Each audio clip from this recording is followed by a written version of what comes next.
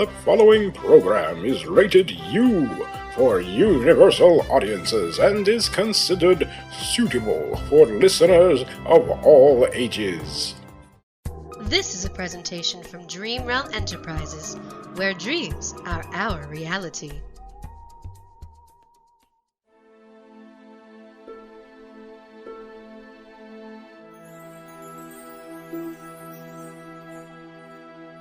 Dream Realm Enterprises presents Showcase Classics, an anthology of classic stories and radio theater revivals for your listening pleasure. And now for our featured presentation of Jane Eyre.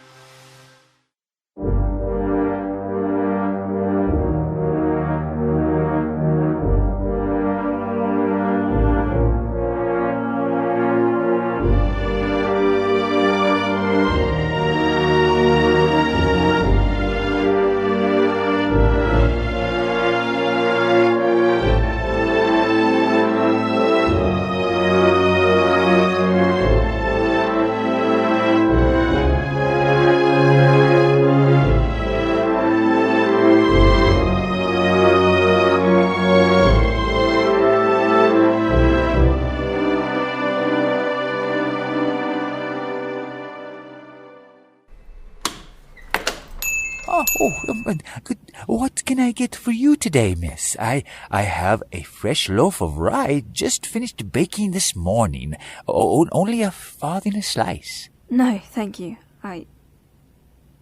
Might I rest in that chair a while? Suit yourself.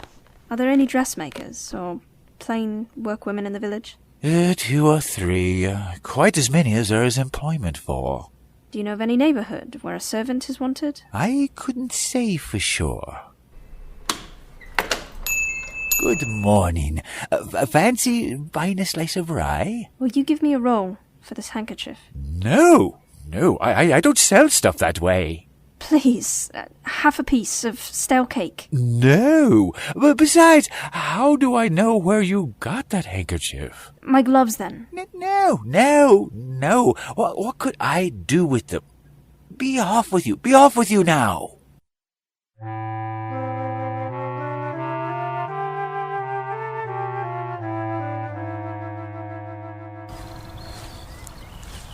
Excuse me. What is the chief trade in this place?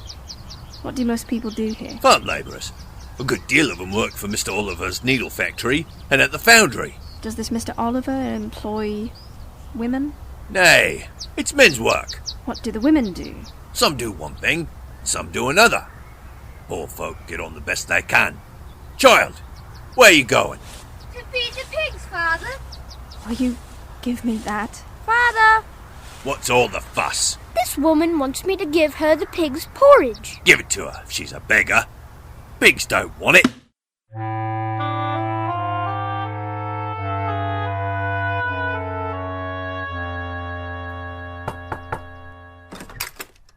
What do you want? Is a servant wanted here? No, we do not keep a servant here. Can you tell me where I can get employment of any kind? I'm a stranger, without acquaintance, in this place. I want some work. No matter what. I'm sorry, but I can give you no information.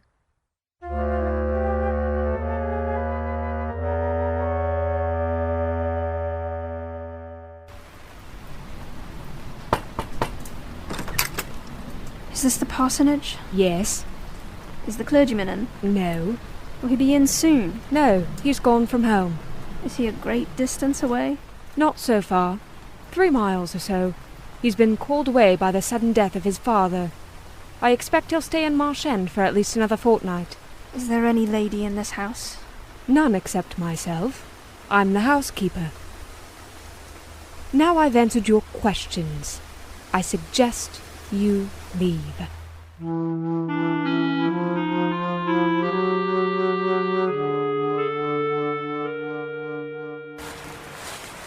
Is there a country where they speak that way? Yes, Hannah. A far larger country than England, where they talk in no other way. And if either of you went there, you could understand what they say, I guess? We could probably tell something of what they said, but not all, for we are not as clever as you think us, Hannah. We don't speak German, and we can't read it without a dictionary to help us. And what good does it do you? We need to teach it sometimes. Or at least the elements, as they say. And then you should get more money than you do now. Very like. But give over your studying. You've done enough for tonight. Oh, I think we have. At least I'm tired. Mary, are you? Mortally. After all, it's tough work chipping away at a language with no master but a lexicon. It is. Especially with such a language as this crabbed but glorious Deutsch. I wonder when St. John will come home. Surely he will not be long now. It is just 10. It rains fast, Hannah. Do you have the goodness to look at the fire in the parlour? Yes, Miss Mary. It's so lonesome now with your father's chair empty and sitting back into a corner. But we needn't wish him here.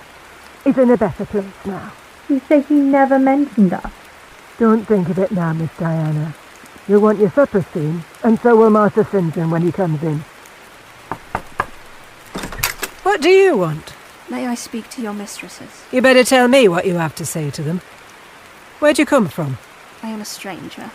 What is your business here at this hour? I want a night's shelter in an outhouse. Anywhere. And a morsel of bread to eat. I'll give you a piece of bread, but we can't take in a vagrant to lodge. It isn't likely. Do let me speak to your mistresses. No, not I. What can they do for you? You should not be roving about now. It looks very ill outside. But where shall I go if you drive me away? What shall I do? Oh, I'll warrant you know where to go and what to do. Mind you don't do wrong, that's all. Here's a penny. Now go. A penny cannot feed me, and I have no strength to go farther. Don't shut the door. Oh, don't. For God's sake! I must. The rain is driving in. Tell the young ladies. Let me see them. Indeed I will not. You are not what you ought to be, or you wouldn't make such a noise. Move off. But I must die if I'm turned away. Not you. I'm afraid you have an ill plan that brings you about folks' houses at this time of night. If you've any followers, housebreakers or such like anywhere near, you may tell them we are not by ourselves in the house. We have a gentleman, and dogs, and guns. I can but die. I believe in God. Let me try to wait his will. It's time. All men must die, but all are not condemned to meet a lingering and premature doom, such as yours would be if you perished here of want. Oh, what speaks? Is it you, Master St. John? Yes, open quickly. Well, how wet and cold you must be. Such a wild night as it is. Come in. Your sisters are quite uneasy about you. And I believe there are bad folks about. There's been a beggar woman. I declare she's not gone yet. Laid down there. Get up! For shame! Move off, I say. Hush, Hannah. I have a word to say to the woman. You have done your duty in excluding. Now let me do mine in admitting her. I was near and listened to both you and her. I think this is a peculiar case. I must at least examine into it. Young woman, rise, and pass before me into the house.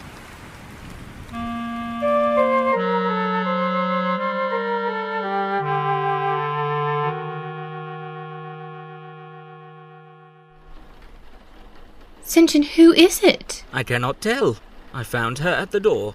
She does look white. As white as clay or death. She will fall. Let her sit. Perhaps a little water would restore her. Hannah, fetch some. But she is worn to nothing. How very thin and how very bloodless. A mere spectre. Is she ill or just famished? Famished, I think. Hannah, is that milk? Give it to me. And a piece of bread. Try to eat. Yes. Try. Not too much at first. Restrain her. She has had enough. A little more, St. John. Look at the avidity in her eyes. No more at present, sister. Try if she can speak now. Ask her name. My name is Jane Elliot. And where do you live? Where are your friends?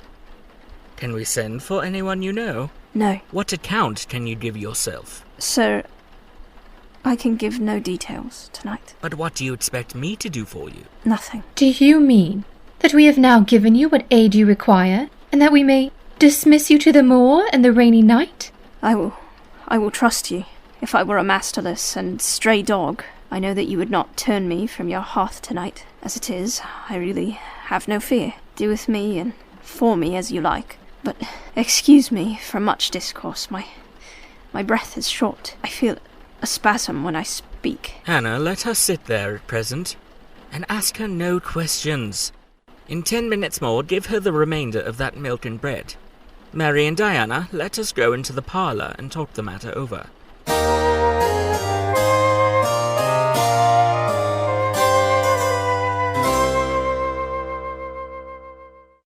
It is very well we took her in. Yes, she would certainly have been found dead at the door in the morning had she been left out all night. I wonder what she has gone through. Strange hardships, I imagine. Poor emaciated, pallid wanderer. She is not an uneducated person, I should think. By her manner of speaking, her accent was quite pure, and the clothes she took off, though splashed and wet, were a little worn and fine. She has a peculiar face. Fleshless and haggard as it is, I rather like it. And when in good health and animated, I can fancy her physiognomy would be agreeable. Rather an unusual physiognomy. Certainly not indicative of vulgarity or degradation. Far otherwise, to speak truth, St. John. My heart rather warms to the poor little soul. I wish we may be able to benefit her permanently. That is hardly likely. You will find she is some young lady who has had a misunderstanding with her friends, and has probably injudiciously left them. We may perhaps succeed in restoring her to them, if she is not obstinate. But I trace lines of force in her face, which makes me skeptical of her tractability. She looked sensible, but not all that handsome. She is so ill, St. John. Ill or well, she would always be plain. The grace and harmony of beauty are quite wanting in those features.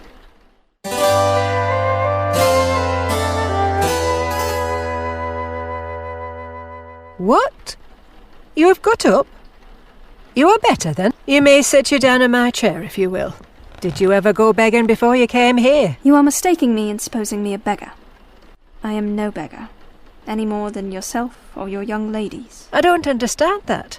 You've no house, no brass, I guess? The want of house or brass, by which I suppose you mean money, does not make a beggar in your sense of the word. Are you book-learned? Yes, very. But you've never been to a boarding school? I was at a boarding school for 8 years. Why can't you keep for yourself, then? I have kept myself, and, I trust, shall keep myself again. You've never been used to servants' work. I can see by your hands. No, you are wrong. But tell me the name of the house where we are. Some calls at Marsh End, and some calls at Moor House. And the gentleman who lives here? Nay, he doesn't live here. He's only staying a while. When he is at home, he's in his own parish at Morton. That village a few miles off? Aye. And what is he? He is a parson. This then was his father's residence? Aye. I was quite mistaken in my thoughts of you. But there are so many cheats about. You must forgive me. Please don't think too harshly of me. But I do think harshly of you, and I'll tell you why. Not so much because you refused to give me shelter, or regarded me as an impostor, as because you just now made it a species of reproach that I had no brass, and no house. Some of the best people that ever lived have been as destitute as I am. And if you are a Christian, you ought not to consider poverty a crime. Mr. St. John tells me so too, and I say I was wrong. But I've a different opinion of you now. You look like a downright decent creature. That will do. I forgive you now.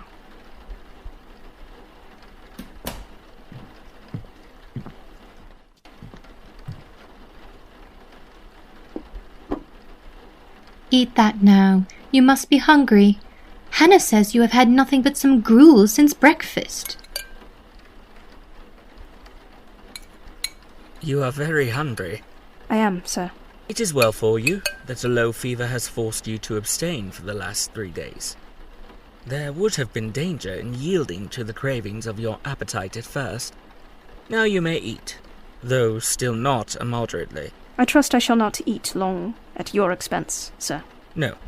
When you have indicated to us the residence of your friends, we can write to them, and you may be restored to home. That I must plainly tell you is out of my power to do.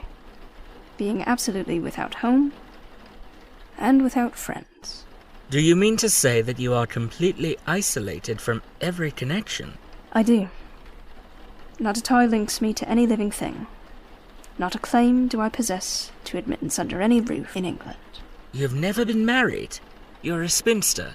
Why, she can't be above 17 or 18 years old, St. John. I am near 19. But I am not married, no. Where did you last reside? The name of the place where, and of the person with whom I lived, is my secret. Which, if you like, you have, in my opinion, a right to keep both from St. John and every other questioner. Yet if I know nothing about you or your history, I cannot help you. And you need help, do you not? I need it, and I seek it so far, sir, that some true philanthropist will put me in the way of getting work which I can do, and the remuneration for which will keep me, if but in the barest necessities of life. I know not whether I am a true philanthropist, yet I am willing to aid you to the utmost of my power in a purpose so honest. First then, tell me what you have been accustomed to do and what you can do. I am an orphan, the daughter of a clergyman. My parents died before I could know them. I was brought up a dependent, educated in a charitable institution. I will even tell you the name of the establishment where I passed 6 years as a pupil and 2 as a teacher. Lowood Orphan Asylum, Shire. You will have heard of it, Mr. Rivers? The Reverend Robert Brocklehurst is the treasurer. I have heard of Mr. Brocklehurst, and I have seen the school. I left Lowood nearly a year since to become a private governess. I obtained a good situation and was happy. This place I was obliged to leave 4 days before I came here. The reason of my departure I cannot and ought not to explain. It would be useless, dangerous, and would sound incredible. No blame attached to me. I am as free from culpability as any one of you 3. Miserable I am, and must be for a time. For the catastrophe which drove me from a house I had found a paradise was of a strange and direful nature. I observed but 2 points in planning my departure: speed, secrecy. To secure these, I had to leave behind me everything I possessed except a small parcel, which, in my hurry and trouble of mind, I forgot to take out of the coach that brought me to Whitcross. To this neighbourhood, then, I came, quite destitute. I slept 2 nights in the open air, and wandered about 2 days without crossing a threshold. But twice in that space of time did I taste food, and it was when brought by hunger, exhaustion, and despair, almost to the last gasp, that you, Mr. Rivers, forbade me to perish of want at your door, took me under the shelter of your roof. I know all your sisters have done for me since, for I have not been insensible during my seeming torpor, and I owe to their spontaneous, genuine, genial compassion as large a debt as to your evangelical charity. Don't make her talk, St. John. Miss Elliot. Ah, yes? You said your name was Miss Elliot? I did say so. And it is the name by which I think it expedient to be called at present. But it is not my real name, and when I hear it, it sounds a bit strange to me. Your real name you will not give? I fear discovery above all things, and whatever disclosure would lead to it, I avoid. You are quite right, I'm sure. Now do, brother, let her be at peace for a while. You would not like to be long dependent on our hospitality. You would wish, I see, to dispense as soon as may be with my sister's compassion, and, above all, with my charity. I am quite sensible of the distinction drawn, nor do I resent it. It is just, you desire to be independent of us? I do. I've already said so. Show me how to work or how to seek work. That is all I now ask. Then let me go. If it be but to the meanest cottage, but till then, allow me to stay here. I dread another essay of horrors, of homeless destitution. My sisters, you see, have a pleasure in keeping you as they would have a pleasure in keeping and cherishing a half-frozen bird. Some wintry wind might have driven through their casement. I feel more inclination to put you in the way of keeping yourself, and shall endeavour to do so. But observe, my sphere is narrow. I am but the incumbent of a poor country parish. My aid must be of the humblest sort. And if you are inclined to despise the day of small things, seek some more efficient succour than such as I can offer. She has already said that she is willing to do anything honest she can do, and you know, St. John, she has no choice of helpers. She's forced to put up with such crusty people as you. I will be a dressmaker. I will be a plain workwoman. I will be a servant, a nurse girl, if no better. Right. If such is your spirit, I promise to aid you in my own time and way.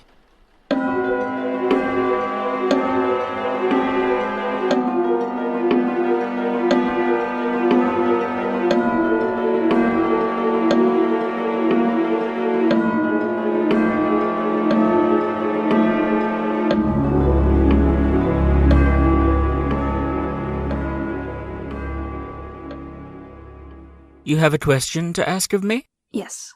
I wish to know whether you have heard of any service I can offer myself to undertake. I found or devised something for you 3 weeks ago, but as you seemed both useful and happy here, as my sisters had evidently become attached to you, and your society gave them unusual pleasure, I deemed it inexpedient to break in on your mutual comfort till their approaching departure from Marsh End should render yours necessary.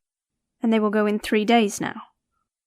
Yes, and when they go, I shall return to the parsonage at Morton. Hannah will accompany me, and this old house will be shut up. What is the employment you had in view, Mr. Rivers? I hope this delay will not have increased the difficulty of securing it. Oh, no. Since it is an employment which only depends on me to give, and you to accept. You need be in no hurry to hear. Let me frankly tell you I have nothing eligible or profitable to suggest. Before I explain, recall, if you please, my notice, clearly given, that if I helped you, it must be as the blind man would help the lame. I am poor, for I find that when I have paid my father's debts, all the patrimony remaining to me will be this crumbling grange, the row of scathed firs behind you, and the patch of moorish soil, with the yew trees and holly bushes in front. I am obscure. Rivers is an old name. But of the 3 sole descendants of the race, 2 earn the dependent's crust among strangers, and the 3rd considers himself an alien from his native country, not only for life, but in death. Yes, and deems, and is bound to deem himself honoured by the lot, and aspires but after the day when the cross of separation from fleshly ties shall be laid on his shoulders, and when the head of that church militant, of whose humblest members he is one, shall give the word, "Rise, follow me," and since I am myself poor and obscure, I can offer you but a service of poverty and obscurity. You may even think it degrading, for I see now your habits have been what the world calls refined.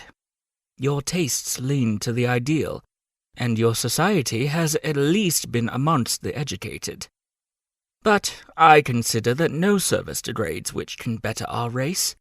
I hold that the more arid and unreclaimed the soil where the Christian labourer's task of tillage is appointed him, the scantier the meed his toil brings, the higher the honour. His, under such circumstances, is the destiny of the pioneer, and the first pioneers of the gospel were the apostles. Their captain was Jesus, the Redeemer himself. Well, proceed. I believe you will accept the post I offer you and hold it for a while, Not permanently, though, any more than I could permanently keep the narrow and narrowing, the tranquil hidden office of English country incumbent. For in your nature is an alloy as detrimental to repose as that in mine, though of a different kind. Do explain. I will, and you shall hear how poor the proposal is, how trivial, how cramping. I shall not stay long at Morton, now that my father is dead, and that I am my own master. I shall leave the place probably in the course of a 12-month. But while I do stay, I will exert myself to the utmost for its improvement. Morton, when I came to it 2 years ago, had no school. Children of the poor were excluded from every hope of progress. I established one for boys. I mean now to open a second school for girls. I have hired a building for the purpose, with a cottage of 2 rooms attached to it for the mistress's house. Her salary will be £30 a year.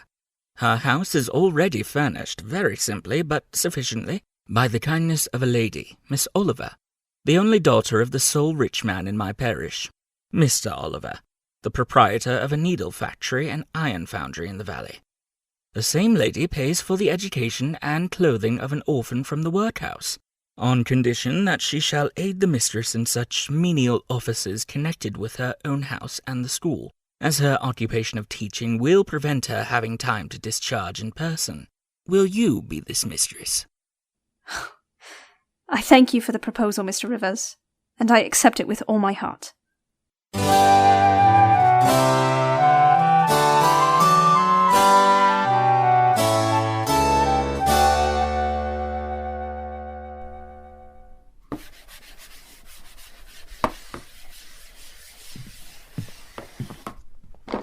Have you found your first day's work harder than you expected? Oh no, on the contrary. I think in time I shall get on with my scholars very well. But perhaps your accommodations, your cottage, your furniture have disappointed your expectations? They are, in truth, scanty enough. My cottage is clean and weatherproof, my furniture sufficient and commodious. All I see has made me thankful, not despondent. I am not absolutely such a fool and sensualist as to regret the absence of a carpet, a sofa, a silver plate. Besides, 5 weeks ago, I had nothing. I was an outcast, a beggar, a vagrant. Now I have acquaintance, a home, a business. I wonder at the goodness of God, the generosity of my friends, the bounty of my lot. I do not repine. But you feel solitude and oppression. The little house there behind you is dark and empty. I have hardly had time to enjoy the sense of tranquillity, much less grow impatient under one of loneliness. Very well. I hope you feel the content you express. At any rate, your good sense will tell you that it is too soon yet to yield to the vacillating fears of Lot's wife. What you had left before I saw you, of course I do not know. But I counsel you to resist firmly every temptation which would incline you to look back. Pursue your present career steadily, for some months at least. It is what I mean to do. It is hard work to control the workings of inclination and turn the bent of nature, but that it may be done I know from experience. God has given us, in measure, the power to make our own fate. And when our energies seem to demand a sustenance they cannot get, when our will strains after a path we may not follow, we need neither starve from inanition or stand still in despair. We have but to seek another nourishment for the mind, as strong as the forbidden food it longed to taste, and perhaps purer, and to hew out for the adventurous foot a road as direct and broad as the one fortune has blocked up against us, if rougher than it. A year ago I was myself intensely miserable, because I thought I had made a mistake in entering the ministry. Its uniform duties wearied me to death. I burnt for the more active life of the world, for the more exciting toils of a literacy career, for the destiny of an artist, author, orator, anything rather than that of a priest. Yes, the heart of a politician, of a soldier, of a votary of glory, a lover of renown, a luster after power, beat under my curate's surplice. I considered, My life was so wretched, it must be changed, or I must die. After a season of darkness and struggling, light broke and relief fell. My cramped existence all at once spread out to a plain without bounds. My powers heard a call from heaven to rise, gather their full strength, spread their wings, and mount beyond ken. God had an errand for me, to bear which afar, to deliver it well, skill and strength, courage and eloquence. The best qualifications of soldier, statesman, and orator were all needed, for these all centre in the good missionary. A missionary I resolved to be. From that moment my state of mind changed. The fetters dissolved and dropped from every faculty, leaving nothing of bondage but its galling soreness, which time only can heal. My father indeed imposed the determination, but since his death I have not legitimate obstacles to contend with. Some affairs settled, a successor for Morton provided, an entanglement or two of the feelings broken through or cut asunder, a last conflict with human weakness, in which I know I shall overcome, because I have vowed that I will overcome, and I leave Europe for the East. Good evening, Mr. Rivers. A lovely evening, but late for you to be out alone. This afternoon Papa told me you had opened your school and that the new mistress was come, and so I put on my bonnet after tea and ran up the valley to see her. This is she? It is. Do you think you shall like Morton? I hope I shall. I have many inducements to do so. Did you find your scholars as attentive as you expected? Quite. Do you like your house? Very much. Have I furnished it nicely? Very nicely indeed. I shall come up and help you teach sometimes. It'll be a change for me to visit you now and then, and I like a change. Mr. Rivers, last night, or rather this morning, I was dancing till 2 o'clock. The regiment are stationed there since the riots, and the officers are the most agreeable men in the world. They put all our young knife grinders and scissor merchants to shame. Papa says you never come to see us now. You are quite a stranger at Vale Hall. He is alone this evening and not very well. Will you return with me and visit him? It is not a seasonable hour to intrude on Mr. Oliver. Not a seasonable hour? But I declare it is. It is just the hour when Papa most wants company, when the works are closed and he has no business to occupy him. Now, Mr. Rivers, do come. Why are you so very shy and so very sombre? I forgot!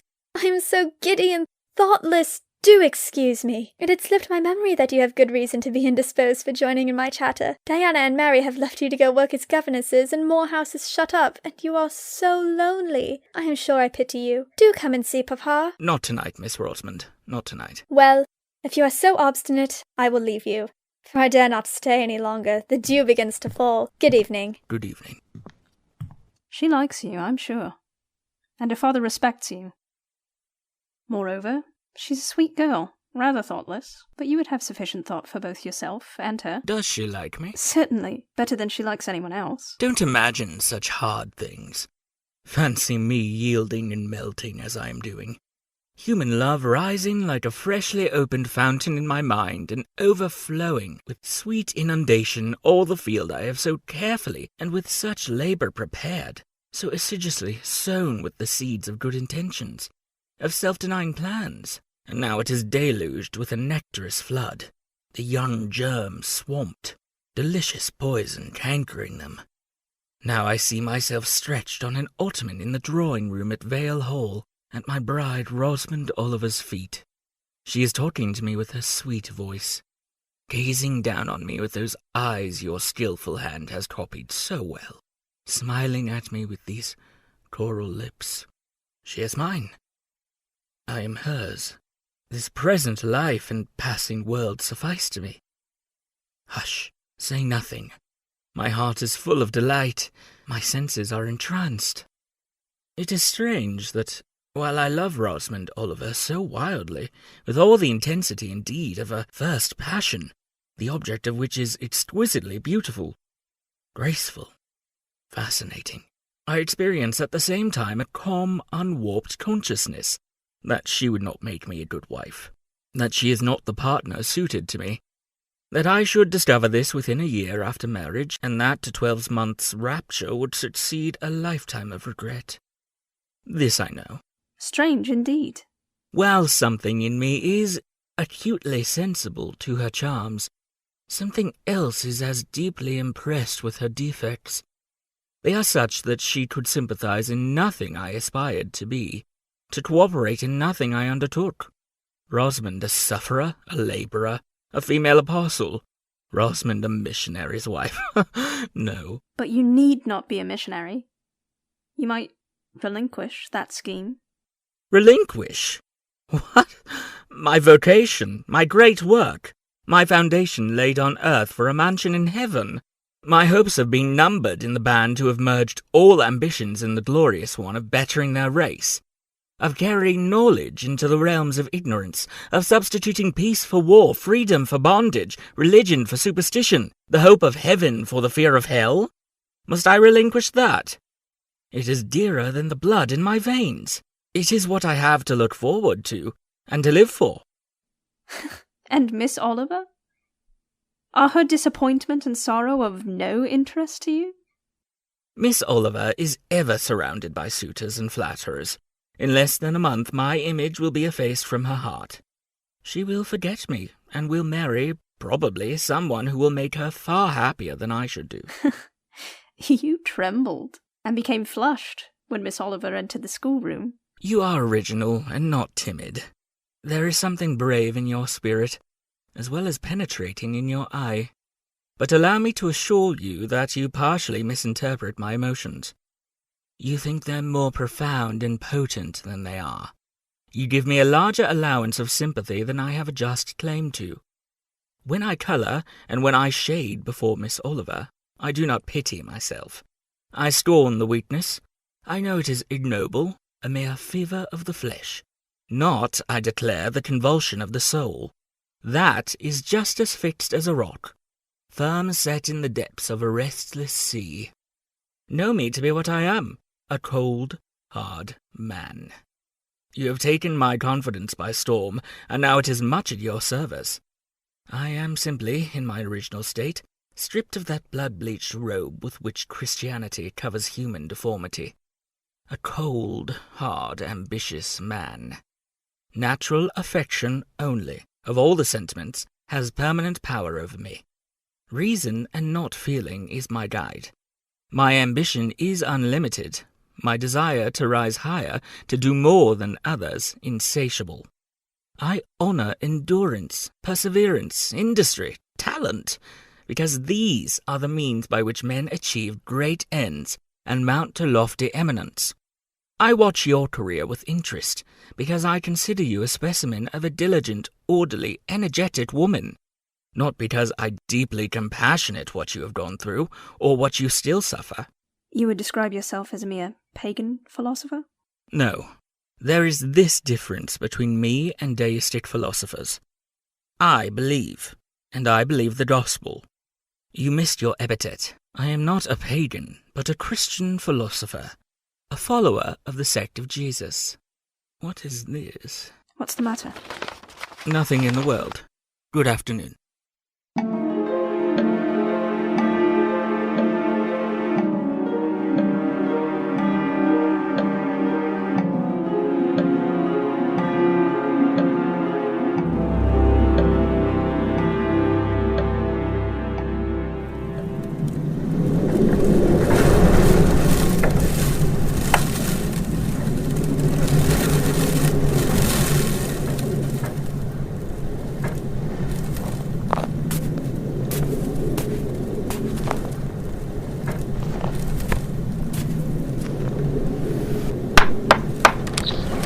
Mr. Rivers, any ill news? Has something happened? No. How very easily alarmed you are. I shall sully the purity of your floor, but you must excuse me for once. I have had hard work to get here, I assure you. One drift took me up to the waist. Happily, the snow is quite soft yet. But why are you come? Rather an inhospitable question to put to a visitor, but since you ask it, I answer simply to have a little talk with you. I got tired of my mute books and empty rooms. Besides, since yesterday I have experienced the excitement of a person to whom a tale has been half told, and who is impatient to hear the sequel. Come nearer the fire. I spoke of my impatience to hear the sequel of a tale. On reflection, I find the matter will be better managed by my assuming the narrator's part, and converting you into a listener. Before commencing, it is but fair to warn you that the story will sound somewhat hackneyed in your ears. But stale details often regain a degree of freshness when they pass through new lips. For the rest, whether trite or novel, it is short. I will listen. 20 years ago, a pure curate, never mind his name at this moment, fell in love with a rich man's daughter.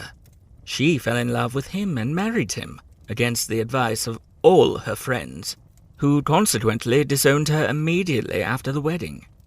Before 2 years passed, the rash pair were both dead, and laid quietly side by side under one slab. I have seen their grave. It formed part of the pavement of a huge churchyard surrounding the grim, soot-blacked old cathedral of an overgrown manufacturing town in Shire. They left a daughter, which, at its very birth, Charity received in her lap, cold as that of the snowdrift I almost stuck fast in tonight. Charity carried the friendless thing to the house of its rich maternal relations. It was reared by an aunt-in-law, called, I come to names now, Mrs. Reed of Gateshead. You startle. Did you hear a noise? I dare say it is only a rat scrambling along the rafters of the adjoining schoolroom. It was a barn before I had it repaired and altered, and barns are generally haunted by rats. To proceed, Mrs. Reed kept the orphan 10 years. Whether it was happy or not with her, I cannot say, never having been told. But at the end of that time, she transferred it to a place you know, being no other than Lowood School, where you so long resided yourself. It seems her career there was very honourable. From a pupil she became a teacher, like yourself. Really, it strikes me there are parallel points in her history and yours. She left it to be a governess. There, again your fates were analogous. She undertook the education of the ward of a certain Mr. Rochester. Mr. Rivers. I can guess your feelings, but restrain them for a while. I have nearly finished. Hear me to the end. Of Mr. Rochester's character I know nothing, but the one fact that he professed to offer honourable marriage to this young girl, and that at the very altar she discovered he had a wife yet alive, though a lunatic. What his subsequent conduct and proposals were is a matter of pure conjecture.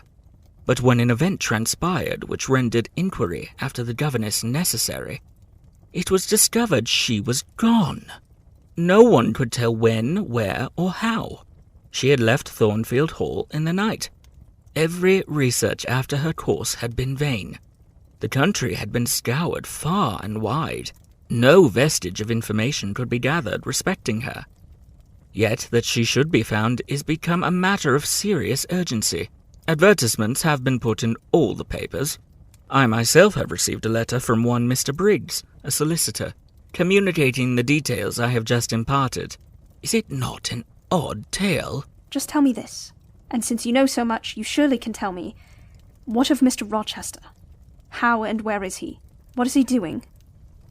Is he well? I am ignorant of all concerning Mr. Rochester. The letter never mentions him, but to narrate the fraudulent and illegal attempt I have adverted to. You should rather ask the name of the governess, the nature of the event which requires her appearance. Did no one go to Thornfield Hall, then? Did no one see Mr. Rochester? I suppose not. But they wrote to him? Of course. And what did he say? Who has his letters? Mr. Briggs intimates that the answer to his application was not from Mr. Rochester, but from a lady. It is signed Alice Fairfax. He must have been a bad man. You don't know him. Don't pronounce an opinion upon him. Very well. And indeed my head is otherwise occupied than with him. I have my tale to finish. Briggs wrote to me of a Jane Eyre. The advertisements demanded a Jane Eyre. I knew a Jane Elliot.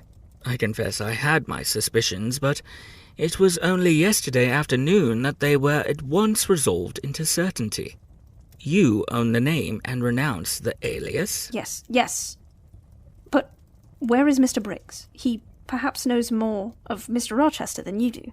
Briggs is in London. I should doubt his knowing anything at all about Mr. Rochester. It is not in Mr. Rochester he is interested. Meantime, you forgot essential points in pursuing trifles.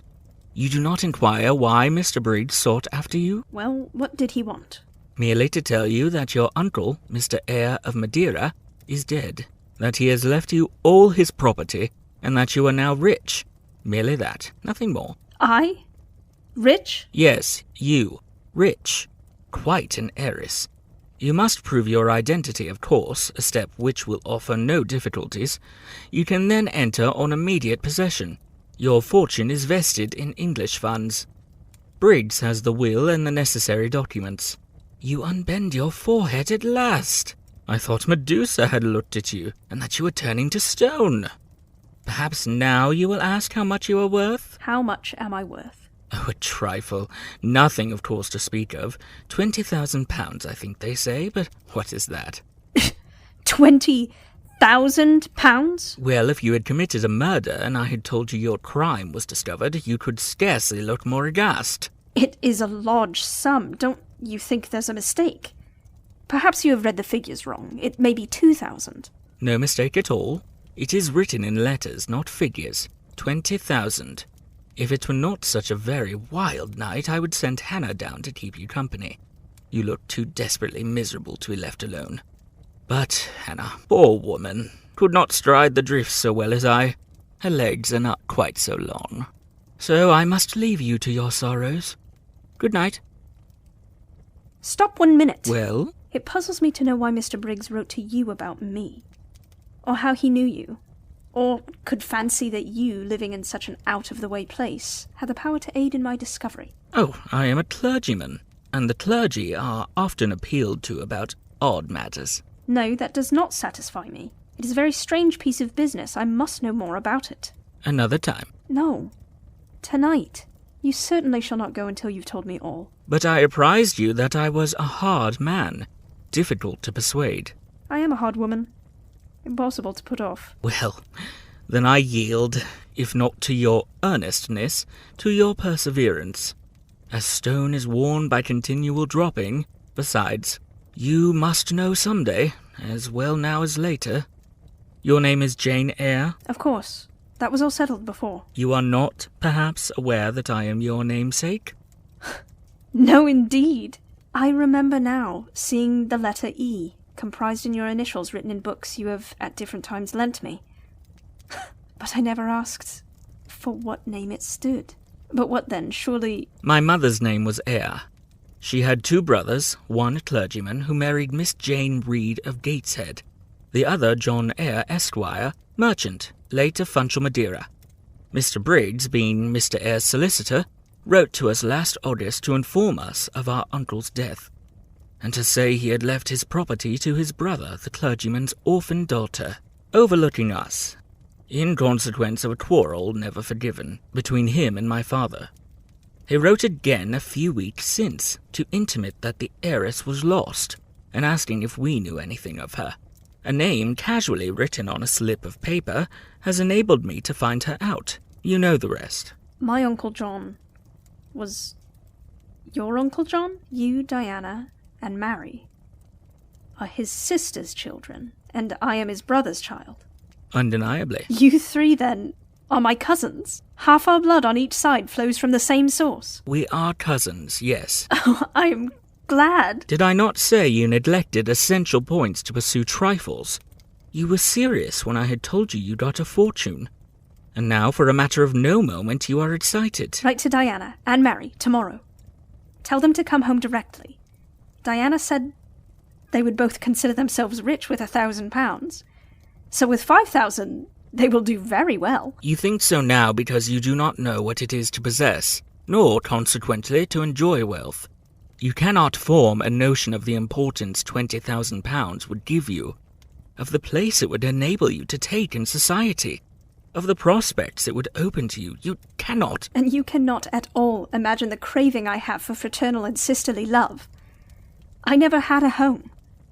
I never had brothers or sisters. I must and will have them now. You are not reluctant to admit me and own me, are you? I think I can. I know I have always loved my own sisters, and I know on what my affection for them is grounded. Respect for their worth and admiration of their talents. You too have principle and mind. Your tastes and habits resemble Diana's and Mary's. Your presence is always agreeable to me. In your conversation I have already for some time found a salutary solace. I feel I can easily and naturally make room in my heart for you, as my third and youngest sister. Thank you. That contents me for tonight.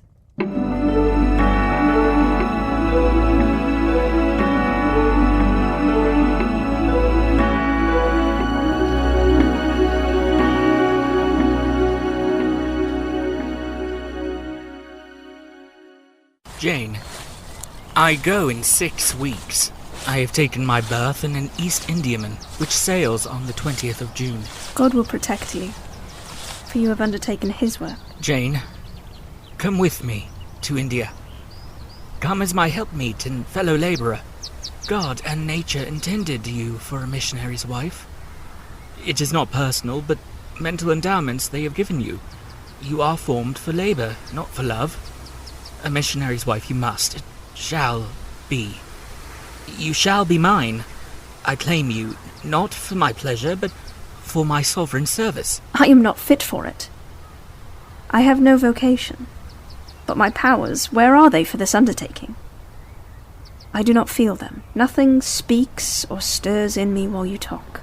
I am sensible of no light kindling, no life quickening, no voice counselling or cheering. Oh, I wish I could make you see how much my mind is at this moment like a rayless dungeon, with one shrinking fear fettered in its depths. The fear of being persuaded by you to attempt what I cannot accomplish. I have an answer for you. Hear it. I have watched you ever since we first met. I have made you my study for 10 months. I have proved you in that time by sundry tests. And what I have seen and elicited? In the village school I found you could perform well, punctually, uprightly, labour uncongenial to your habits and inclinations. I saw you could perform it with capacity and tact. You could win while you controlled. In the calm with which you learnt you had become suddenly rich, I read a mind clear of the vice of Demas. Lucre had no undue power over you.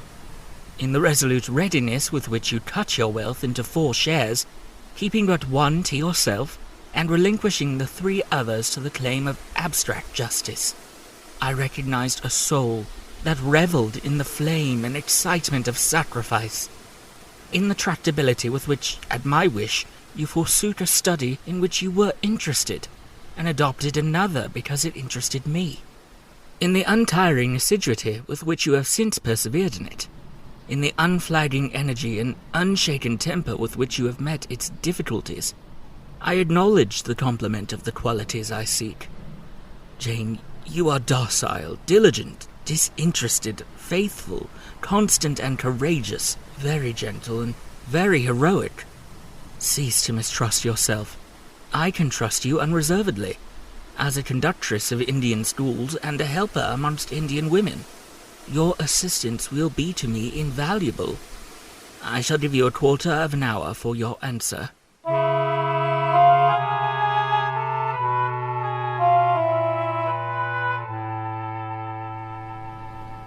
What does your heart say? I am ready to go to India, if I may go free. Your answer requires a commentary. It is not clear. I regard you as a brother. You, me as a sister. So let us continue. We cannot. It would not do. I want a wife. The sole helpmeet I can influence efficiently in life, and retain absolutely till death. Seek one elsewhere than in me. Seek one fitted to you. One fitted to my purpose, you mean? Fitted to my vocation. Again, I tell you it is not the insignificant private individual, the mere man with the man's selfish senses. I wish to mate. It is the missionary. And I will give the missionary my energies. It is all he wants. But not myself. That would only be adding the husk and shell to the kernel. For them he has no use. I retain them. You cannot. You ought not. Do you think God will be satisfied with half an oblation? Will he accept a mutilated sacrifice? It is the cause of God I advocate. It is under his standard I enlist you. I cannot accept on his behalf a divided allegiance. It must be entire. Oh, I will give my heart to God. You do not want it. It is what I want. And there are obstacles in the way. They must be hewn down. Jane, you would not repent marrying me. Be certain of that. We must be married. I repeat it, there is no other way.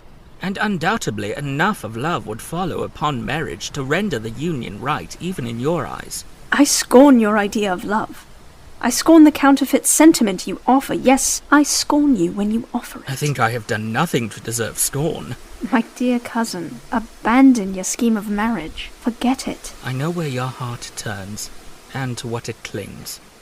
The interest you cherish is lawless and unconsecrated. Long since you ought to have crushed it. Now you should blush to allude to it. You think of Mr. Rochester? I must find out what has become of him. If I listened to human pride, I should say no more to you of marriage with me. But I listen to my duty, and keep steadily in view my first aim, to do all things to the glory of God. My master was long-suffering, so will I be. I cannot give you up to perdition as a vessel of wrath. Repent, resolve, while there is yet time. Remember, we are bid to work while it is day, warned that the night cometh when no man shall work. Remember the fate of Divus, who had his good things in this life. God give you strength to choose that better part which shall not be taken from you. Could you decide to marry me now? I could decide if I were but certain. Were I but convinced that it was God's will I should marry you. I could vow to marry you here and now, come afterwards, what would? My prayers are heard. Show me the path. Jane! Jane! What is it? What do you hear? What do you see? Where are you? I'm coming! Wait for me!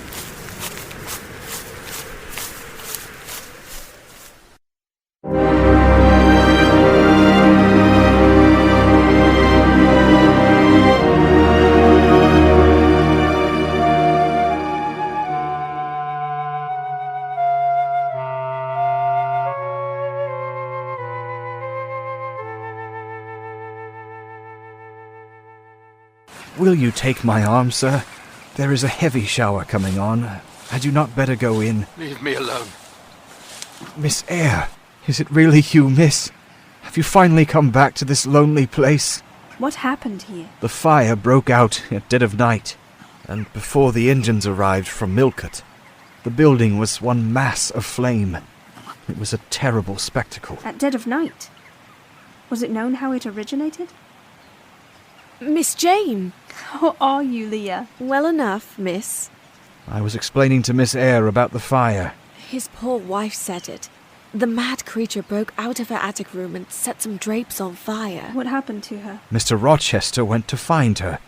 She was in your room, Miss Eyre, raving and carrying on like the frantic lunatic she was. He tried to stop her, but she fought him wildly, and then she leapt from the window. God have mercy. I found her, miss, sprawled out on the pavement. There was no saving her. And Mr. Rochester, is he... Leah! Where the deuce is my tray? Give the tray to me, Leah. I will take it to him. He won't wish to see you, miss. He refuses everybody. Why? It was all his own courage, and a body may say his kindness, in a way, Miss Eyre. He wouldn't leave the house till everyone else was out before him. As he came down the great staircase at last, after Mrs. Rochester had flung herself from the battlements, there was a great crash. All fell.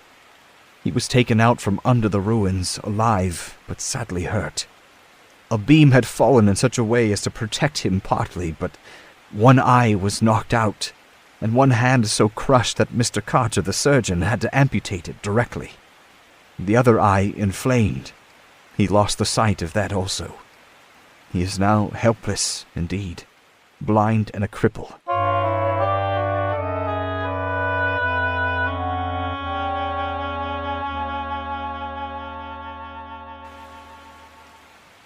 Give me the water, Leah. This is you, Leah, is it not? Leah is in the kitchen. Answer me. Speak again. Who is it? Who speaks? Will you have a little more water, sir? Great heaven. What great delusion has come over me? What sweet madness! Is it Jane? What is it? This is her shape. This is her size. And this her voice. She's all here. Her heart too. God bless you, sir. I'm glad to be so near you again. Jane Eyre! My dear master. I am Jane Eyre. I have found you out. I am come back to you. My living darling. These are certainly her limbs. And these her features. But I cannot be so blessed after all my misery. It is a dream, such dreams as I have had at night when I have clasped her once more to my heart as I do now, and kissed her as thus, and felt that she loved me, and trusted that she would not leave me. Which I never will, sir, from this day. Never will, says the vision. But I always woke and found it an empty mockery, and I was desolate and abandoned. My life dark, lonely, hopeless, my soul athirst and forbidden to drink, my heart famished and never to be fed. Gentle, soft dream, nestling in my arms now, you will fly too, as your sisters have all fled before you. But kiss me before you go. Embrace me, Jane. There, sir. And there. And you do not lie dead in some ditch under some stream? And you are not a pining outcast among strangers? No, sir. I am an independent woman now. Independent? What do you mean, Jane? My uncle in Madeira is dead. And he left me £5,000. But as you are rich, Jane, you have now no doubt friends who will look after you and not suffer you to devote yourself to a blind lamateur like me. I am my own mistress, and will stay with you if you wish. No, Jane. You must not go. No, I have touched you, heard you, felt the comfort of your presence, the sweetness of your consolation. I cannot give up these joys. I have little left in myself. I must have you. The world may laugh, may call me absurd, selfish, but it does not signify. My very soul demands you. It will be satisfied, or it will take deadly vengeance on its frame. Oh, Jane, what did I feel when I discovered you had fled from Thornfield, and when I could nowhere find you, and after examining your apartment, ascertained that you had taken no money, nor anything which could serve as equivalent. A pearl necklace I had given you lay untouched in its little casket. Your trunks were left corded and locked as they had been prepared for the bridal tour. What could my darling do, I asked, left destitute and penniless? And what did she do? Let me hear now.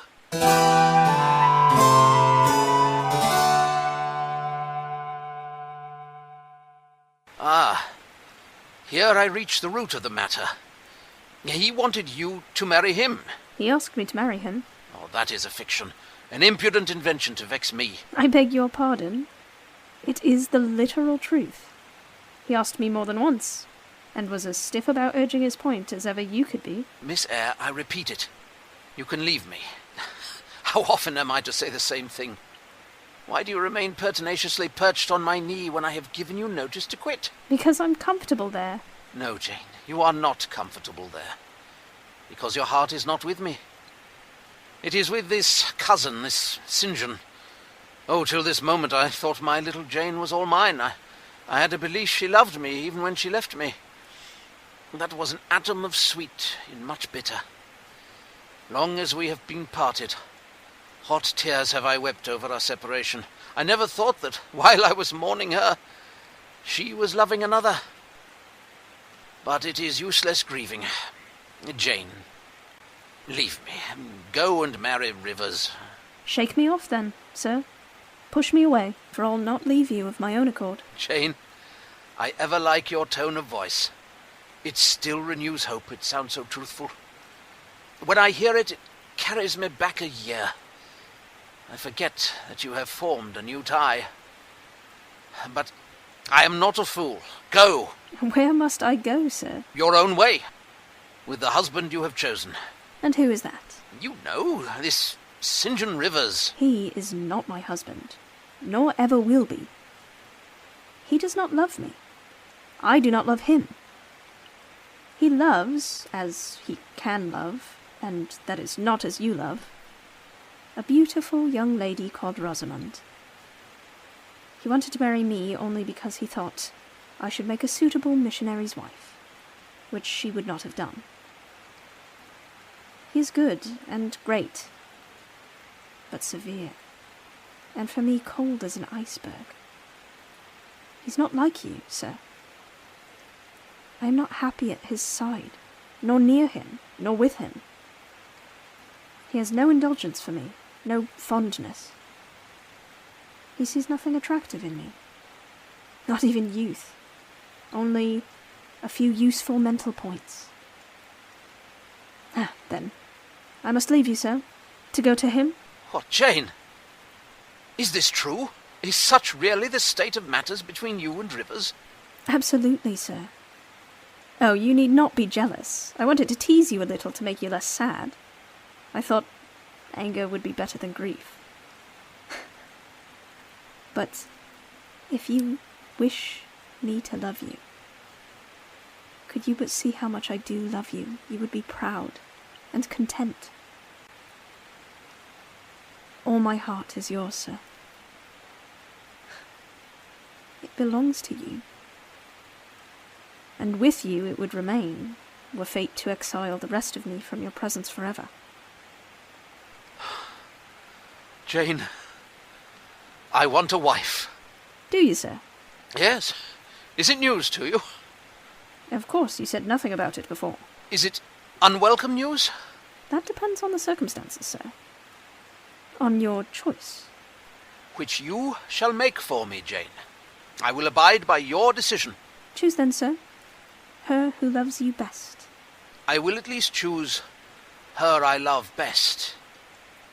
Jane, will you marry me? Yes, sir.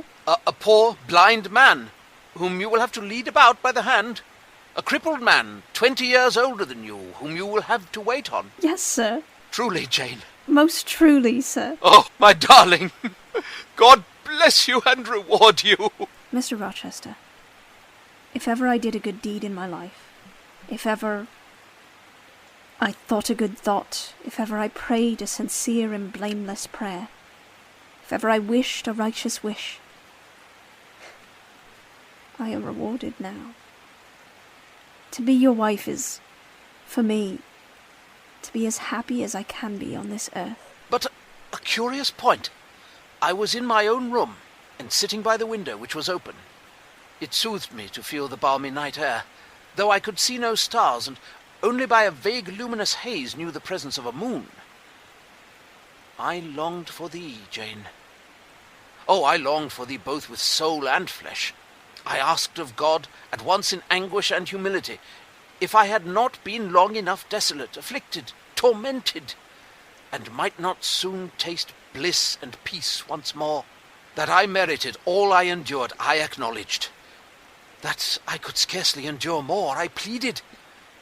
And the Alpha and Omega of my heart's wishes broke involuntarily from my lips in the words, Jane, Jane, Jane. Did you speak these words aloud? I did, Jane. If any listener had heard me, he would have thought me mad. I pronounced them with such frantic energy. And it was last Monday night? Somewhere near midnight? Yes, but the time is of no consequence. What followed is the strange point.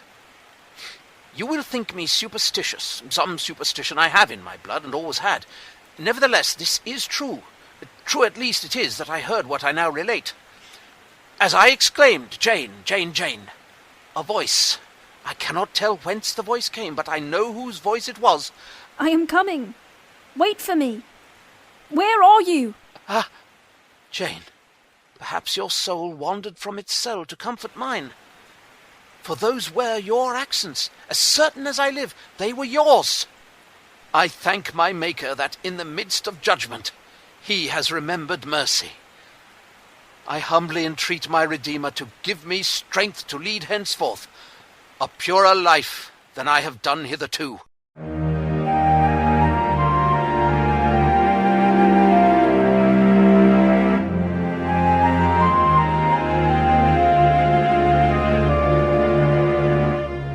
Listener, I married him.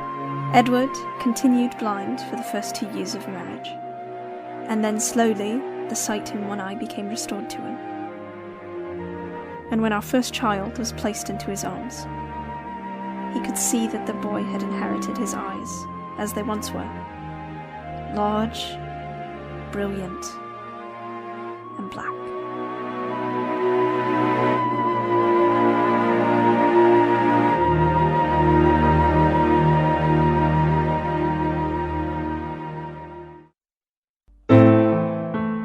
You've been listening to Part 5 and the conclusion of Jane Eyre by Charlotte Bronte, and adapted as an audio play by Rachel Pulliam.